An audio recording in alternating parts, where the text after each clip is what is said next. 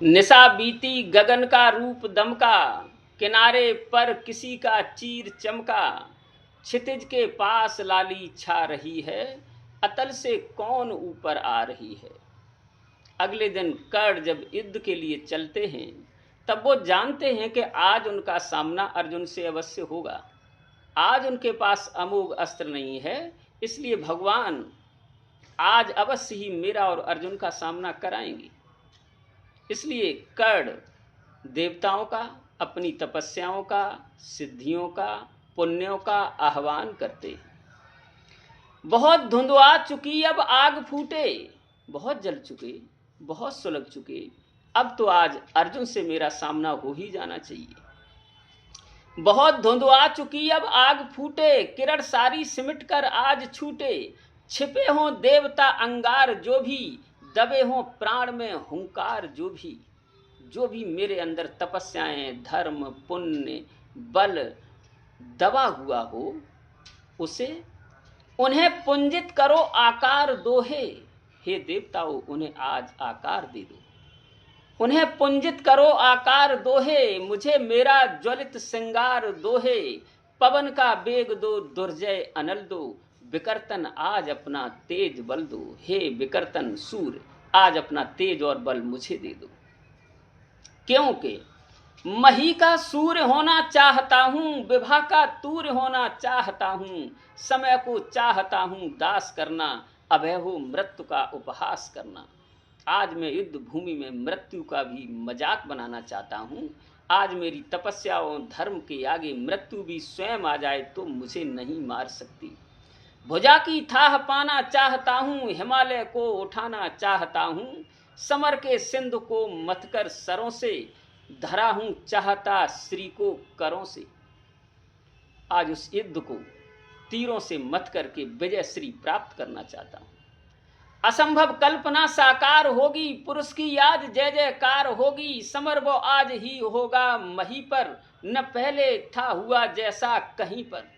आज वैसा युद्ध धरती पर होगा जैसा पहले कभी कहीं नहीं हुआ। चरण का भार लो सर पर संभालो, नियत की दूतियों मस्तक झुका लो। चलो जिस भांति चलने को कहूं मैं, और ढलो जिस भांति ढलने को कहूं मैं। आज अपनी खराब नियति से भी कहते हैं, अपने भाग्य से कहते हैं कि आज मेरी नियति, तुझे भी सर झुका लेना पड़ेगा। आज तुझे वैसे चलना पड़ेगा जैसे मैं कहूँगा। न कर छल छद्म से आघात फूलो, पुरुष हूँ मैं नहीं है बात भूलो। कुचल दूंगा निशानी मैट दूंगा, चढ़ा दुर्जय भुजा की भेंट दूंगा। अरे यो भागती कब तक चलोगी, मुझे वो बंच के कब तक छलोगी। चुराओगी कहाँ तक दांव मेरा, रखोगी रोक कब तक पाँव मेरा। मेरे पैर को कब तक रोक रखोगी, कहाँ तक शक्ति से वंचित करोगी। कहाँ तक सिद्धियां मेरी हरोगी। तुम्हारा छद्म सारा शेष होगा, न संचय कर्ण का निशेष होगा। कवच कुंडल गया पर प्राण तो हैं, कवच कुंडल ही तो चला गया लेकिन प्राण तो हैं। कवच कुंडल गया पर प्राण तो हैं, भुजा में शक्ति धनु पर बाण तो हैं। गई एक अग्नि तो सब कुछ गया क्या, बचा मुझ में नहीं कुछ भी नया क्या। अमोघ अस्त्र चला गया तो क्या सब कुछ चला गया, मेरे अंदर कुछ भी नया नहीं बचा है। नहीं, मेरे अंदर बहुत कुछ है। मुझे अन्य किसी बाहरी चीज़ों से जीत नहीं चाहिए, मैं अपनी भुजाओं के बल से जीत प्राप्त करना चाहता हूँ। समर की सूरता साकार हूँ मैं, महामर्तंड का अवतार हूँ मैं। विभूषण वेद भूषित कर्म मेरा, और कवच है आज तक का धर्म मेरा। आज तक का धर्म ही युद्ध में मेरा कवच बनेगा।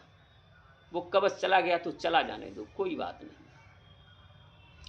तपस्याओ उठो रण में गलो तुम, नई एक अग्नियां बनकर ढलो तुम। अरियो सिद्धियों की आग आओ, प्रलय का तेज बन मुझ में समाओ। हे मेरी सिद्धियों, प्रलय बनकर आज मेरे अंदर समा जाओ। कहाँ हो पुण्य बाहों में भरो तुम, अरि व्रत साधने आकार लो तुम। हमारे योग की पावन सिखाओ, समर में आज मेरे साथ आओ। समर में तो हमारा वर्म हो है, सहायक आज ही सत्कर्म हो है। सहारा मांगता हूँ पुण्य बल का, उजागर धर्म का निष्ठा अचल का।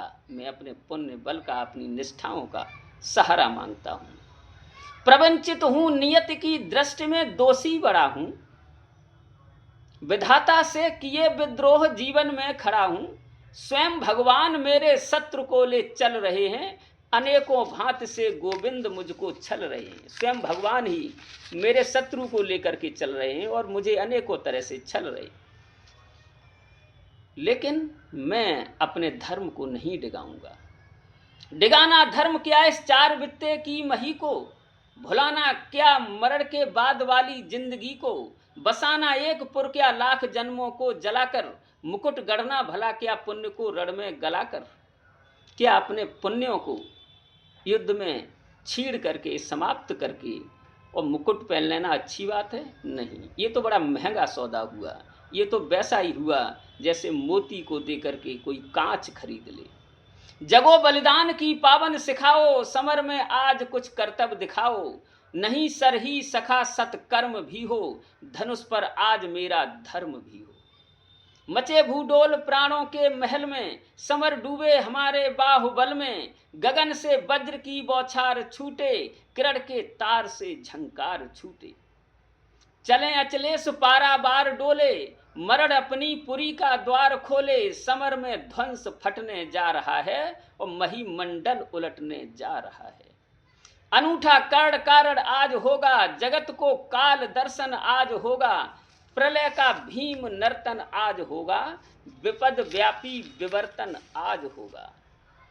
आहा, इस प्रकार शल्य से कह करके कि सजाओ शल्य मेरा रथ सजाओ। कर्ण अपनी सेना लेकर रथ में बैठ करके युद्ध में आ जाता है और भयंकर युद्ध होता है। यहाँ श्री रामधारी सिंह दिनकर कर्ण के युद्ध के बारे में लिखते हैं कि यम के समक्ष जिस तरह नहीं चल पाता बद्ध मनुज का बस। जैसे यमराज के पास में बंधे हुए मनुष्य का बस उस पास से छूटने के लिए नहीं चल पाता, उसी तरह से हो गई पांडवों की सेना त्यों ही बाणों से विद्ध विवश। उसी तरह पांडवों की सेना भी कर्ण के बाणों से विद्ध होकर विवश हो गई। भागने लगे नरवीर छोड़ वह दिशा, जिधर भी बढ़ा कर्ण भागे जिस तरह। लवा का दल सामने देख रोसड़ सुपड़, रण में क्यों आए आज लोग मन ही मन में पछताते थे। दूर से देखकर भी उसको भय विकल भागते जाते थे। आज युद्ध में क्यों आए, उसे दूर से देखकर ही सेना के वीर भाग रहे थे, थर्रा रहे थे।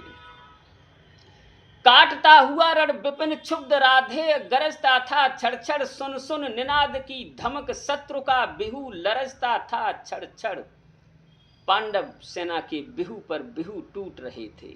बिहुओं पर बिहू फटे जाते, संग्राम उजड़ता जाता था। बिहुओं पर बिहू टूट रहे थे, पांडवों की सेना घबरा रही थी, बेचैन हो रही थी। अर की सेना को विकल देख बढ़ चला और कुछ समुत्साह, कुछ और समुद्वेलित होकर उमड़ा भुज का सागर अथाह। पांडवों की सेना को इस तरह विकल बेचैन देख करके कर्ण की भुजाओं का अथाह सागर और उमड़ने लगा।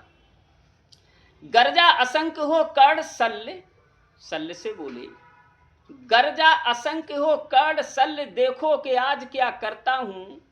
कौनते कृष्ण दोनों को ही जीवित किस तरह पकड़ता हूं।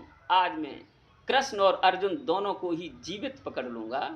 बस आज शाम तक यहीं सुयोधन का जय तिलक सजा करके लौटेंगे हम दुंदुभ अवश्य रण की जय बीच बजा करके। आज ही दुर्योधन का तिलक यहीं युद्ध भूमि में करके और युद्ध के बाजे, युद्ध की जीत के बाजे बजाते हुए आज हम लौटेंगे। इतने में कुटिल नियत प्रेरित पड़ गए सामने धर्मराज। टूटा कृतांत सा कर्ण कोक पर पड़े टूट जिस तरह बाज। लेकिन दोनों का विषम युद्ध क्षण भर भी नहीं ठहर पाया। सह सकी न गहरी चोट युधिष्ठिर की मुनकल्प मृदुल काया।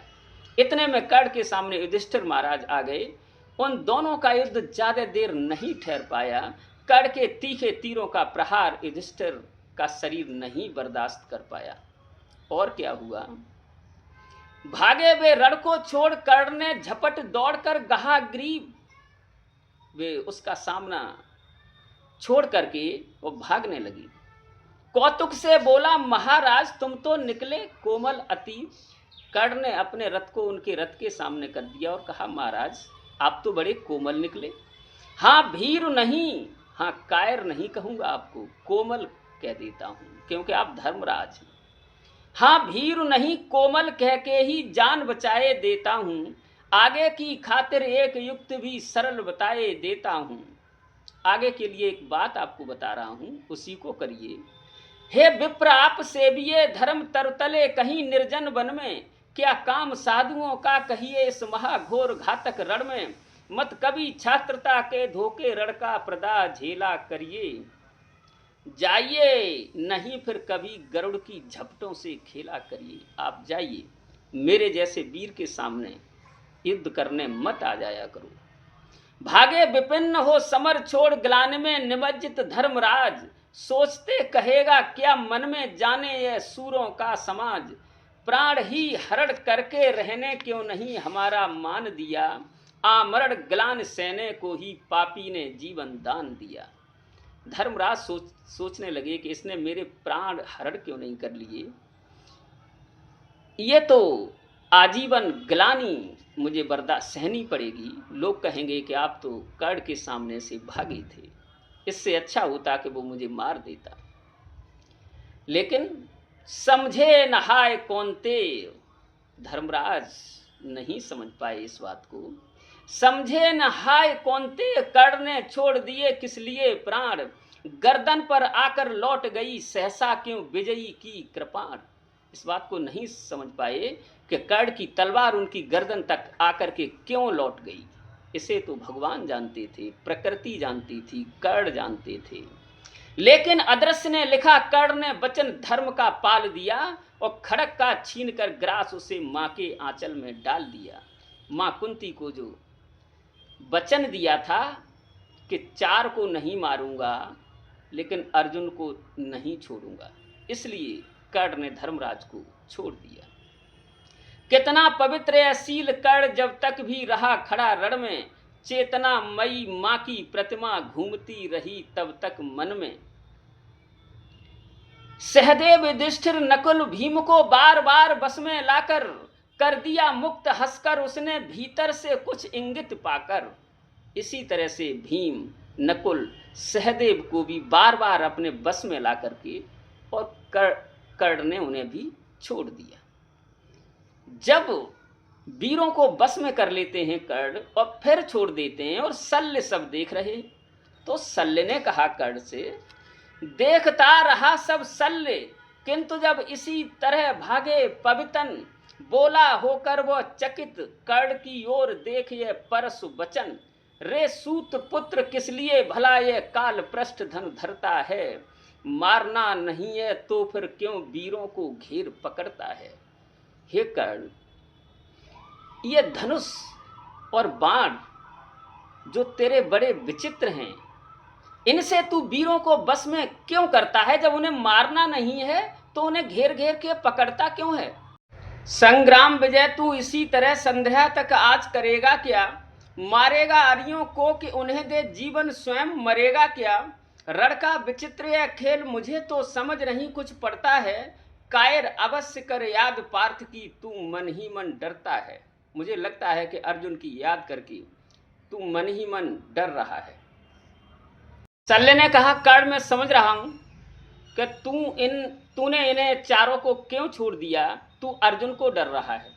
तू सोचता है कि अगर तू इन्हें मार देगा तो अर्जुन तुझे मार देगा। तू कायर है, तू अर्जुन को डर रहा है। ये बात सुन करके कर्ण ने कहा हंसकर बोला राधे शल्य पार्थ की भीत उसको होगी। क्षयमान क्षणिक भंगुर शरीर पर मृषा प्रीत मुझको होगी। शल्य क्या बात कहते हो, अर्जुन का डर मुझे होगा। इस क्षण भंगुर शरीर पर मुझे प्रेम होगा। नहीं, न तो मुझे शरीर से प्रेम है न मुझे अर्जुन का डर है। इन 4 दिनों के जीवन को मैं तो कुछ नहीं समझता हूँ। करता हूँ वही सदा जिसको भीतर से सही समझता हूँ। 4 दिनों का जीवन है, इसे मैं कुछ नहीं समझ रहा हूँ, लेकिन वही करता हूँ जो सही है, सच है, उसी को करता हूँ। पर ग्रास छीन अतिशय बुभुक्ष अपने इन बाणों के मुख से, होकर प्रसन्न हंस देता हूँ चंचल किस अंतर के सुख से। पर बुभुक्ष कहते हैं भूखे, अपने अत्यधिक भूखे बाणों के मुंह से उनका भोजन छीन करके मैं क्यों हंस देता हूँ, मैं क्यों वीरों को छोड़ देता हूँ, वो बात कहने की नहीं है शल्य, वो बात बताने की नहीं है। यह कथा नहीं अंतःपुर की, बाहर मुख से कहने की है। यह व्यथा धर्म के बर समान सुख सहित मौन सहने की है। ये कहने की बात नहीं है, तुम्हें मैं ये बता नहीं सकता कि मैंने इन्हें क्यों छोड़ दिया। और सुनिए शल्य, सब आंख मूंद कर लड़ते हैं जय इसी लोक में पाने को, पर कर्ण जूझता है कोई ऊंचा सद्धर्म निभाने को। सभी लोग इसलिए युद्ध लड़ते हैं कि इस लोक में जीत मिल जाए, लेकिन कर्ण इसलिए युद्ध लड़ता है कि परलोक में जीत मिल जाए। इस बात को शल्य कैसे समझोगे? सबके समेत पंकिल सर में मेरे भी चढ़ पड़ेंगे क्या, ये लोभ मृत्तिका मैं जग के आत्मा का तेज हरेंगे क्या। मैं अपने धर्म को नष्ट करके जीतना नहीं चाहता। और यह देह टूटने वाली है, इस मिट्टी का कब तक प्रमाण, ये शरीर कब तक रखा जा सकता है। मृत्तिका छोड़ ऊपर नभ में भी तो ले जाना है विमान, ये धरती को छोड़कर ऊपर भी तो जाना है। शल्य से तो समझिए। कुछ जुटा रहा सामान खमंडल में सोपान बनाने को, ये 4 फूल फेंके मैंने ऊपर की राह सजाने को। इतना समझ जाइए, इन 4 को मैंने इसलिए छोड़ दिया कि मेरे ऊपर की रास्ता आसान हो, अच्छी हो। ये 4 फूल हैं मोल किन्हीं कातर नयनों के पानी के, ये 4 फूल प्रच्छन्न दान हैं किसी महाबल दानी के।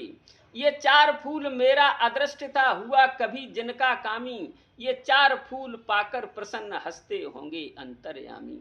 ये 4 फूल मैंने फेंक दिए, ये किसी के आंखों के पानी की कीमत है। शल्य समझोगे नहीं, समझोगे नहीं शल्य इसको, यह कर्तव्य नादानों का है, यह खेल जीत से बड़े किसी मकसद के दीवानों का है। जानते स्वाद इसका बेही जो सुरा स्वप्न की पीते हैं, दुनिया में रहकर भी दुनिया से अलग खड़े जो जीते हैं। इस खेल को नहीं समझोगे, ये जीत से भी बड़ा कोई जीत है, जीत से भी बड़ी कोई जीत है, इसलिए मैंने इन 4 को छोड़ दिया। ये बात सुनकर के वास्तव में शल्य नहीं समझ पाए कि कर्ण ने इन्हें क्यों छोड़ दिया। आगे श्री रामधारी सिंह दिनकर लिखते हैं, समझान सत्य ही शल्य, वास्तव में शल्य नहीं समझे। समझान सत्य ही शल्य से बोला प्रलाप यह बंद करो, हिम्मत हो तो लो करो समर, बल हो तो अपना धनुष धरो। अगर तुम में हिम्मत है तो युद्ध करो और अपना धनुष उठाओ, क्योंकि लो वो देखो बानरी ध्वजा दूर से दिखाई पड़ती है।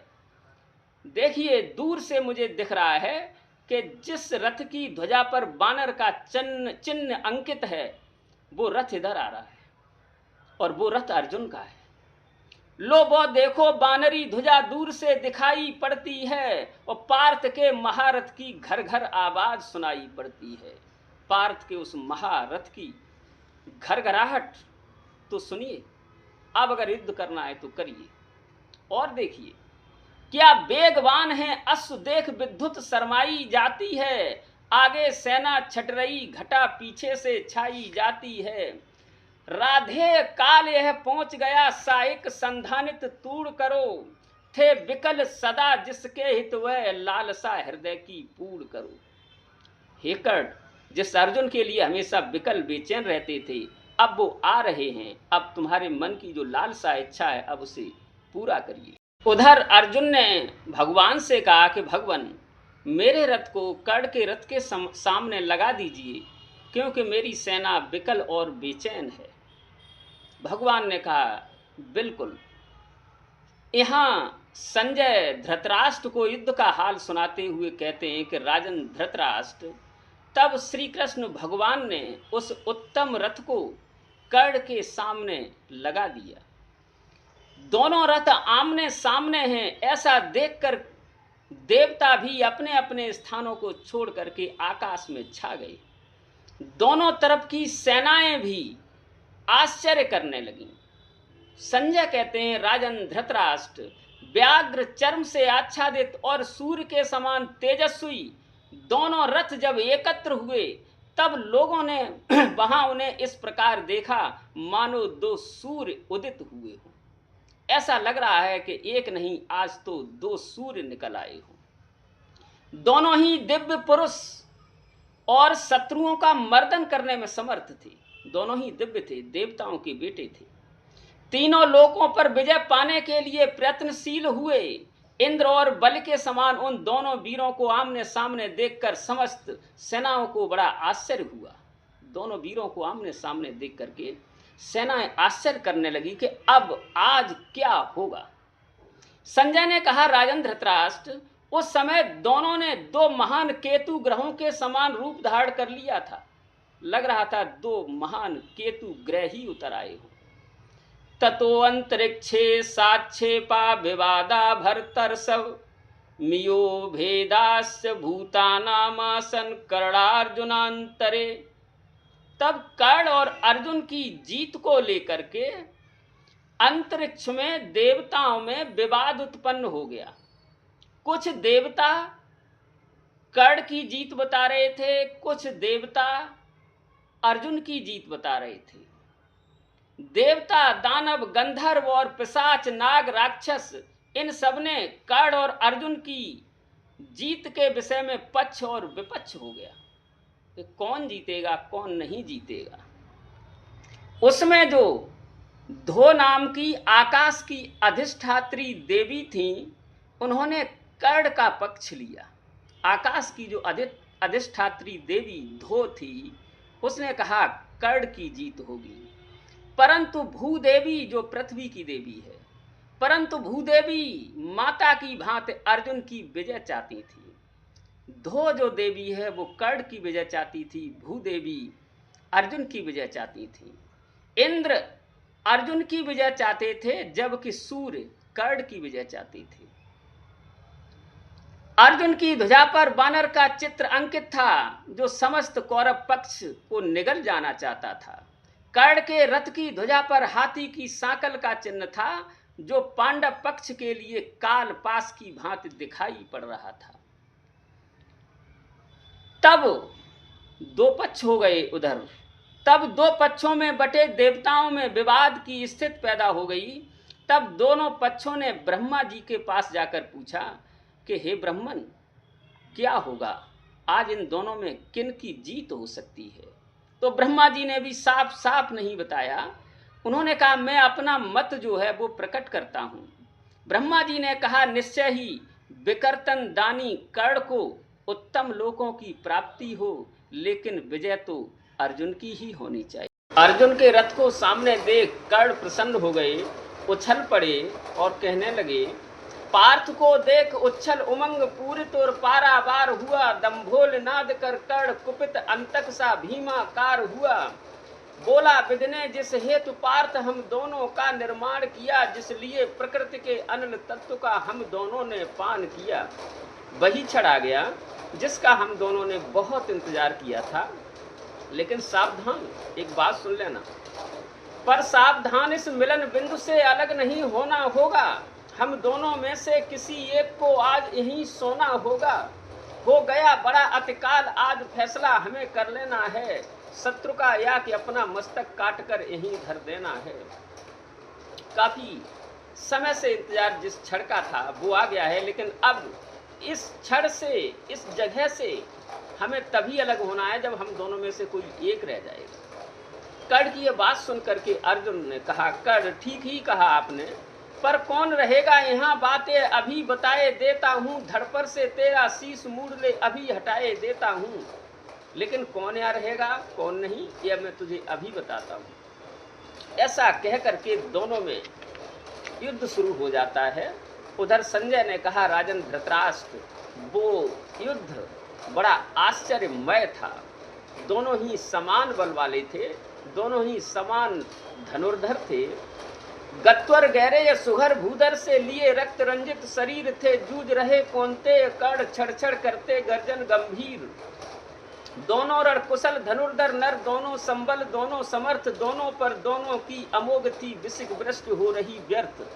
दोनों पर ही दोनों के तीरों की वर्षा व्यर्थ हो रही थी। कर्ण के तीरों को अर्जुन काट देते हैं, अर्जुन के तीरों को कर्ण काट देते हैं। संजय ने कहा, राजन धृतराष्ट्र, उन दोनों का वो महान युद्ध वैसा ही था जैसा पूर्व काल में इंद्र और राजा बलि में हुआ था। बाणों के आघात से उन दोनों के शरीर, सारथ और घोड़े छत विक्षत हो गए थे। वहां रक्त रूपी जल का प्रवाह चल रहा था। वह युद्ध दूसरों के लिए अत्यंत दुस्सह था, देखना भी मुश्किल था।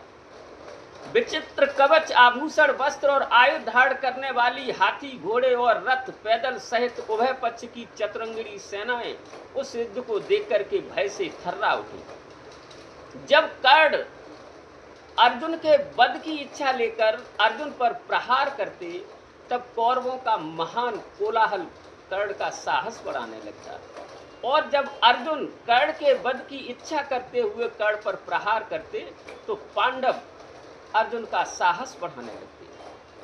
तब कर्ण ने अपने 10 विशाल बाणों से अर्जुन को बींध डाला। ऐसा देखकर अर्जुन ने भी अपने 10 बाणों से कर्ण के शरीर को छलनी कर दिया। तब अर्जुन ने गांडीव धनुष पर नाराज, नालीक, वराह कर्ण, छुर, आंजलिक तथा अर्ध चंद्राकार बाणों के द्वारा कर्ण पर प्रहार करना शुरू कर दिया। कर्ण ने देखा एक साथ अर्जुन बहुत से बाणों का प्रहार कर रहे हैं।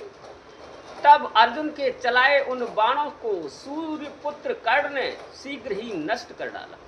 उन सभी बाणों को सूर्यपुत्र कर्ण ने नष्ट कर दिया। अर्जुन ने देखा कि ये मेरे बाण व्यर्थ कर दिए कर्ण के द्वारा। तब अर्जुन ने कर्ण पर आग्नेयास्त्र का प्रयोग किया। उस आग्नेयास्त्र से पृथ्वी, आकाश, दिशा तथा सूर्य को व्याप्त करके वहां प्रज्वलित हो उठा। उस आग्नेयास्त्र से वहां भयंकर आग लग गई, जिससे कौरव सेना चीखने और चिल्लाने लगी। तब प्रतापी सूर्यपुत्र कर्ण ने उसे शांत करने के लिए बरुड़ास्त्र का प्रयोग किया। बरुड़ास्त्र प्रयोग किया और उस अग्नि को बुझा दिया। उस बरुड़ास्त्र के प्रभाव से वहां भारी मेघ छा गए और भारी बारिश होने लगी, जिससे कि पांडवों की सेना त्राहि त्राहि करने लगी। तब अर्जुन ने अपने वायव्यास्त्र के द्वारा उन मेघों को शांत कर दिया। मेघों को शांत करके अर्जुन ने फिर वज्रास्त्र को प्रकट किया और कर्ण को घायल करने लगे। कर्ण ने देखा कि अर्जुन का वज्रास्त्र मेरी सेना का संहार कर रहा है। तब महामनस्वी कर्ण ने भार्गवास्त्र को प्रकट करके अर्जुन के उन बाण समूहों को नष्ट कर दिया। फिर अपने अस्त्र से अर्जुन के अस्त्र को दबाकर पांडव सेना का संहार कर डाला।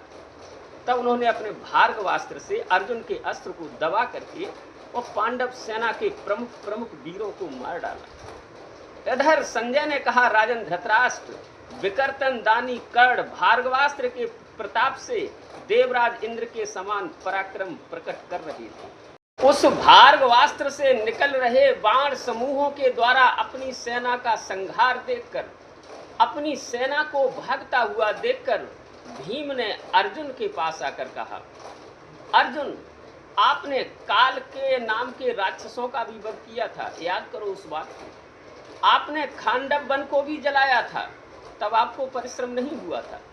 और याद करो उस बात को कि आपने भगवान शिव से भी युद्ध किया था। फिर भी आपके देखते देखते कर्ण ने हमारे सेना के प्रमुख प्रमुख वीरों को मार डाला है। भीम की ये बात सुन करके अर्जुन ने भगवान की तरफ देखा तो भगवान ने कहा, अर्जुन, भीम ठीक ही तो कह रहे हो। तुमने जितने अस्त्र चलाए हैं उन सबको कर्ण ने नष्ट कर दिया। आज तुम पर कैसा मोह सा छा गया है, तुम सावधान क्यों नहीं होते? देखो कौरव कैसा सिंहनाद कर रहे। सेना को यूं बेहाल देख, सामने उपस्थित काल देख, गरजे अधीर हो मधुसूदन, बोले पार्थ से निगूढ़ वचन। अर्जुन से कहने लगे कि दे अचिर सैन्य को अभयदान, इस सेना को अभयदान दे, इसका संहार रोक अर्जुन। दे अचिर सैन्य को अभयदान अर्जुन, अर्जुन हो सावधान, तू नहीं जानता है यह क्या करता न शत्रु पर कर दया, दाहक प्रचंड इसका बल है, यह मनुज नहीं काला नल है। ये मनुष्य नहीं, इसे काल समझिए। बड़वा नल यम या काल पवन करते जब कभी कोप भीषण, सारा सर्वस्व न लेते हैं, उच्छिष्ट छोड़ कुछ देते हैं, पर इसे क्रोध जब आता है कुछ भी न शेष रह जाता है। कर्ण को जब क्रोध आता है, जब वो युद्ध करता है तो कुछ शेष नहीं छोड़ता। इसलिए अर्जुन विलंब पातक होगा, शैथिल्य प्राण घातक होगा, उठ जाग वीर मूढ़ता छोड़, धर धनुष बाण अपना कठोर, तू नहीं जोश में आएगा आज ही समर चुक जाएगा। अगर तू जोश में नहीं आया तो आज ही युद्ध समाप्त हो जाएगा। और देखो तो कैसी करालता, क्या लाघव, कितना पौरुष, कैसा प्रहार, किस गौरव से यह वीर दुरिध कर रहा समर वन में विहार, व्यूहों पर बिहू फटे जाते, संग्राम उजड़ता जाता है, ऐसे तो नहीं कमल वन में भी कुंजर धूम मचाता है। इस तरह से तो कमलों के वन में हाथी भी उत्पात नहीं मचाता, जिस तरह ये कर्ण मचा रहा है आपकी सेना में। और देख चरम वीरता, आज तो यही सोचता हूँ मन में, है भी कोई जो जीत सके इस अतुल धनुर्धर को रण में। मैं चक्र सुदर्शन धरूं और गांडीव अगर तू तानेगा, तब भी शायद ही आज कर्ण आतंक हमारा मानेगा। आज कर्ण आतंक नहीं मानेगा। मैं चक्र सुदर्शन धरूं और तुम गांडीव को ताने तो ही शायद ये आतंक मान सकता है, क्योंकि सामान्य पुरुष यह नहीं, यह कोई सामान्य वीर नहीं है। सामान्य पुरुष यह नहीं वीर, यह तपोनिष्ठ व्रतधारी है, मृतिका पुंज यह मनुज ज्योतियों के जग का अधिकारी है। और अर्जुन, अर्जुन तुम भी अपने समस्त विक्रम बल का आह्वान करो, अर्जित असंख्य विद्याओं का हो सजग हृदय में ध्यान करो, जो भी हो तुम में तेज चरम पर उसे खींच लाना होगा, तैयार रहो कुछ चमत्कार तुमको भी दिखलाना होगा। तुम्हें भी कोई न कोई चमत्कार दिखाना ही पड़ेगा। इस तरह भगवान ने जब कहा, तब अर्जुन ने भी अपने गांडीव को उठा करके बाणों की वर्षा शुरू कर दी। केशव का सिंह दहाड़ उठा, मानो चिंगार पहाड़ उठा, बाणों की फिर लग गई झड़ी, भागती फौज हो गई खड़ी। संजय ने कहा, राजन धृतराष्ट्र, तब सव्यसाची महात्मा अर्जुन ने, जो सदा युद्ध में अजेय रहने वाले हैं, महेंद्रास्त्र प्रकट किया। उस दिव्यास्त्र से मंत्रों के द्वारा अभिमंत्रित अनेकों बाण समूह निकलकर कर्ण के शरीर को छलनी करते हुए आपकी सेना का संहार करने लगी। अर्जुन के द्वारा उस महाविनाश को देखकर आपकी सेना धैर्य खोने लगी। हाथियों के सूंड और मस्तक कटकर गिरने लगे, रथ चूर चूर होकर भयंकर शब्द करते हुए बिखरने लगे। महारथियों के सिर भुजा कटकर जमीन पर गिरते देख कौरव सेना में अर्थात आपकी सेना में भगदड़ मच गई। आपकी सेना भागने लगी।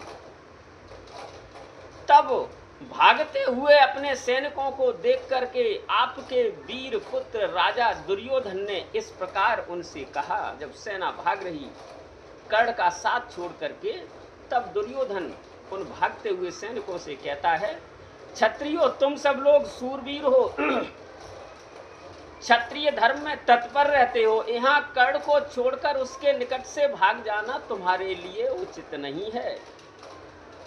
कर्ण ने भी अपनी सेना को भागते हुए देखा।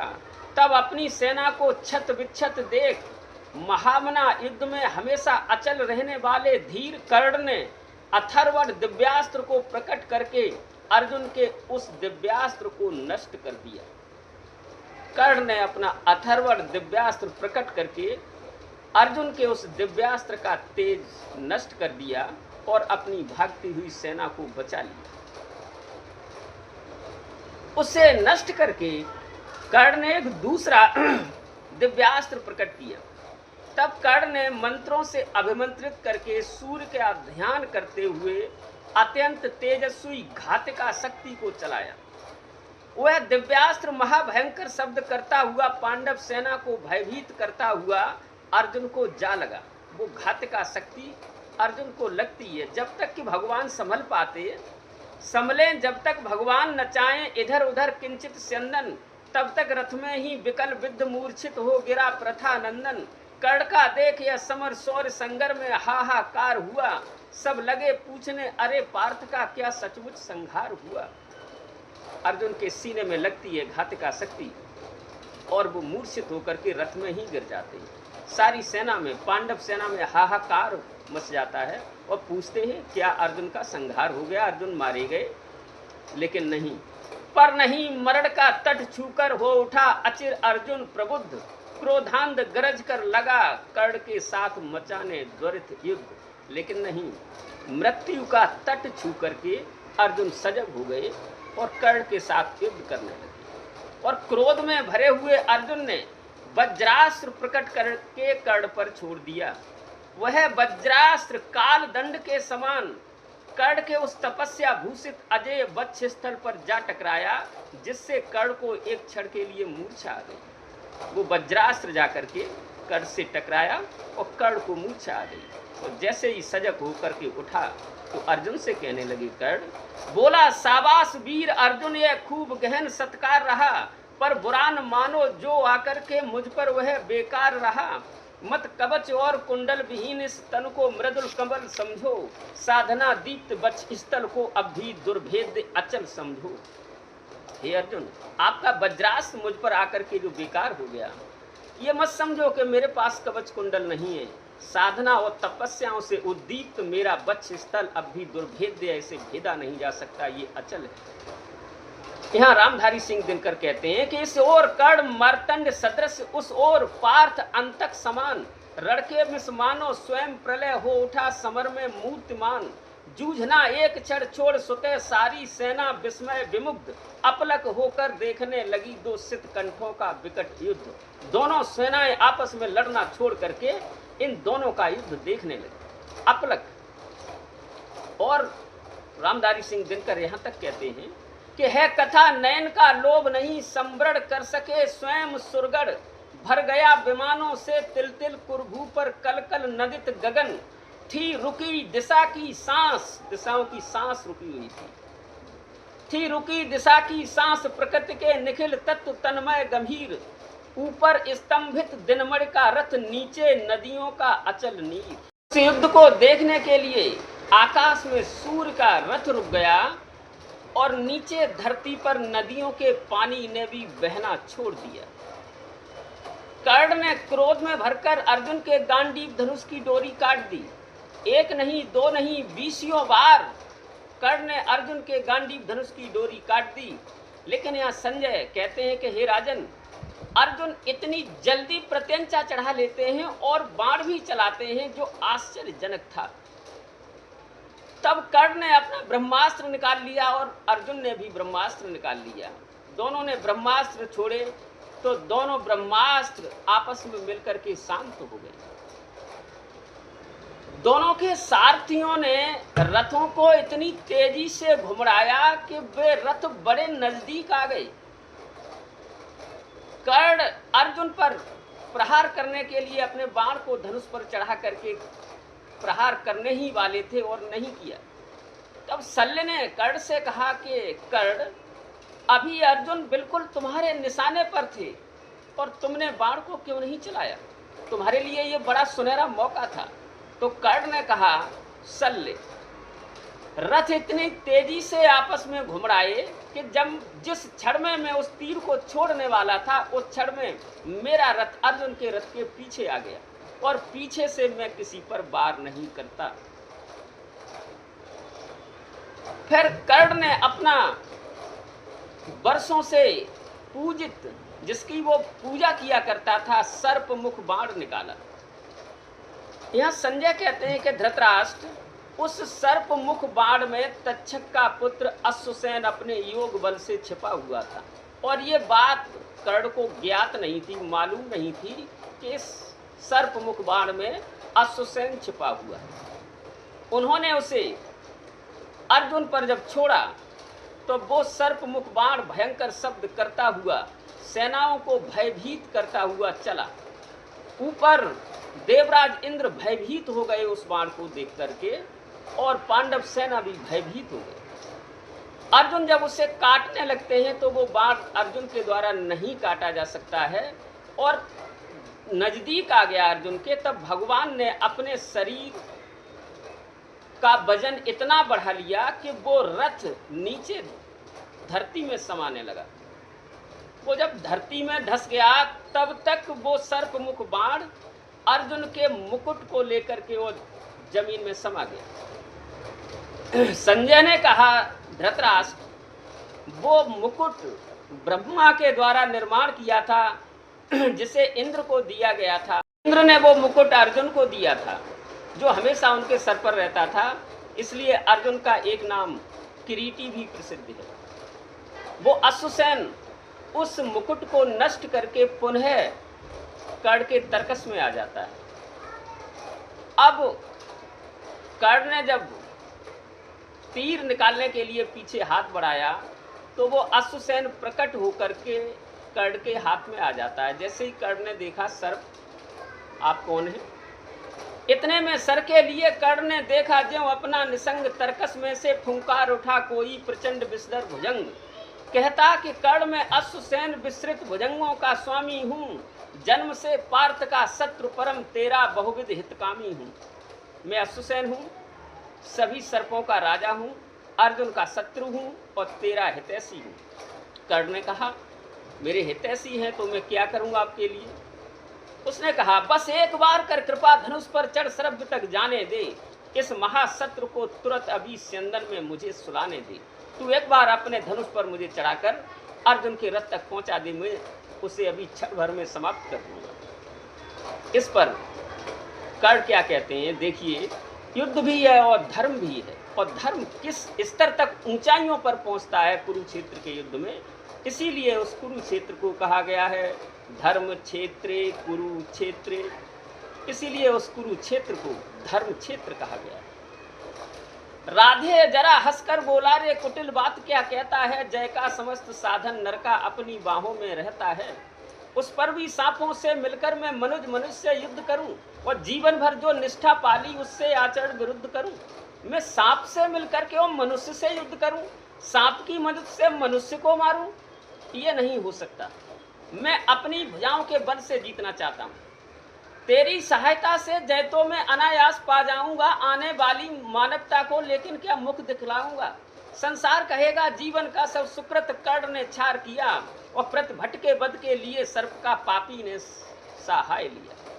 संसार मुझे पापी और नीच कहेगा कि मनुष्य के वध के लिए कर्ण ने सांप का सहारा लिया। और तेरे जो वंशज हैं वो सांप ही नहीं है, वो मनुष्य में भी छुपे हुए हैं।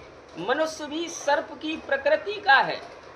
तो रे अश्वसेन, तेरे अनेक वंशज हैं छिपे नरों में भी, सीमित वन में ही नहीं बहुत बसते पुर ग्राम घरों में भी। ये वन में ही नहीं बसते सांप, ये घरों में भी होते।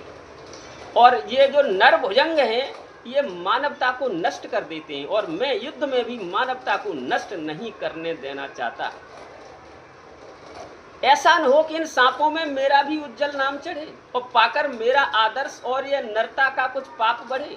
मनुष्य वैसे ही पाप करता है, और अगर मैं तुझे संधान करूंगा तो मेरा आदर्श पाएंगे। लोग कहेंगे देखो कर्ण ने भी ऐसा किया था तो हम क्यों नहीं करें। तो इसलिए मेरा बहाना लेकर मनुष्यता और पाप में डूब जाएगी, इसलिए मैं तेरा संधान नहीं करूंगा। क्योंकि अर्जुन है मेरा शत्रु, किंतु वो सर्प नहीं नर ही तो है। संघर्ष सनातन नहीं, शत्रुता इस जीवन भर ही तो है।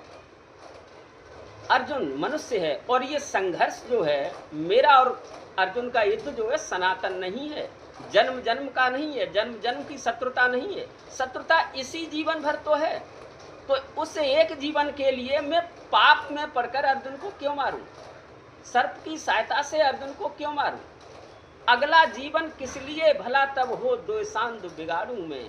सांपों की जाकर सड़ सर्प बन क्यों मनुष्य को मारूं मैं। इस जीवन में जीत प्राप्त करने के लिए मैं अगले जीवन को भी बिगाड़ दूं क्या?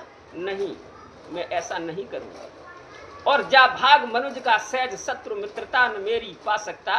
राधे कभी ऐसा कलंक अपने पर नहीं लगा सकता। हे मनुष्य का सहज शत्रु, तू तो स्वभाव से ही मनुष्य का शत्रु है।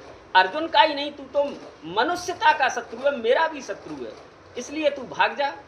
मैं तुझे चला करके अर्जुन को मारकर मैं कलंक नहीं लेना चाहता। इस तरह कर्ण ने उसे विदा कर दिया, वो वहां से चला जाता है। और अब जब दोनों में युद्ध होता है तो धीरे धीरे युद्ध होते होते वो समय आने वाला है जब कर्ण के रथ को धरती निगलेगी। फिर कैसे भगवान निहत्थे कर्ण पर अर्जुन से कहेंगे कि तीर चला दो, फिर कैसे कर्ण में और भगवान में संवाद होगा, ये कथा अगले वीडियो में देखेंगे।